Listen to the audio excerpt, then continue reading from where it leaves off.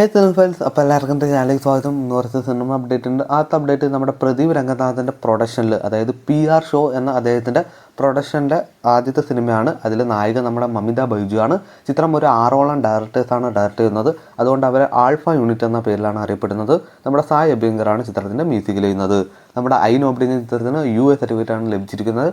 2 മണിക്കൂർ 48 മിനിറ്റാണ് ചിത്രത്തിൻ്റെ ഡ്യൂറേഷൻ. ബുക്കിംഗ് ഇന്നലെ തുടങ്ങിയിട്ടുണ്ടായിരുന്നു. അപ്പോൾ ബുക്കിങ്ങിൽ അങ്ങനെ വലിയ ഒരു ഹൈപ്പൊന്നും നമുക്ക് കാണാൻ കഴിഞ്ഞില്ല. ചിത്രത്തിൻ്റെ കണ്ടൻറ്റും സോഷ്യൽ മീഡിയ ഒരു ഹൈപ്പ് ഉണ്ടെങ്കിൽ പോലും ബുക്കിങ്ങൊന്നും അത്ര മികച്ചതല്ലെന്നാണ് നമുക്ക് കാണാൻ സാധിക്കുന്നത്. എന്തായാലും റിവ്യൂസൊക്കെ വരുമ്പോൾ മികച്ച ഒരു തുടക്കം റിവ്യൂ ഒക്കെ ആയിട്ട് സിനിമ ബ്ലോക്ക് ബസ്റ്ററായിട്ട് വരട്ടെ.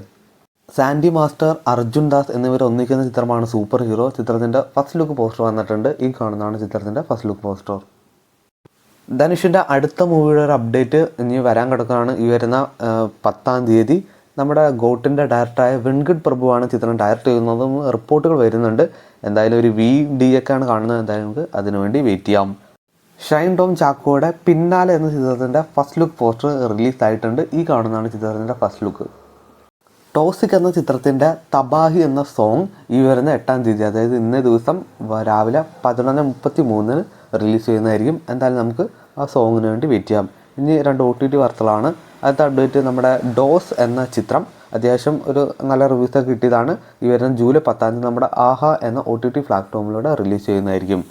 അടുത്ത അപ്ഡേറ്റ് സിംഗ് ഗീതം എന്ന ഈ ചിത്രം നമ്മുടെ നെറ്റ്ഫ്ലിക്സിൽ കൂടെ ജൂലൈ 9-ാം തീയതി 4ഓളം ഭാഷയിലൂടെ OTT റിലീസ് ചെയ്യുന്നതായിരിക്കും. അപ്പോൾ ഇതുപോലത്തെ OTT വാർത്തകളും സിനിമ വാർത്തകളൊക്കെ അറിയാൻ വേണ്ടി ചാനൽ സബ്സ്ക്രൈബ് ചെയ്യുക, കൂടെ സപ്പോർട്ട് ചെയ്യുക.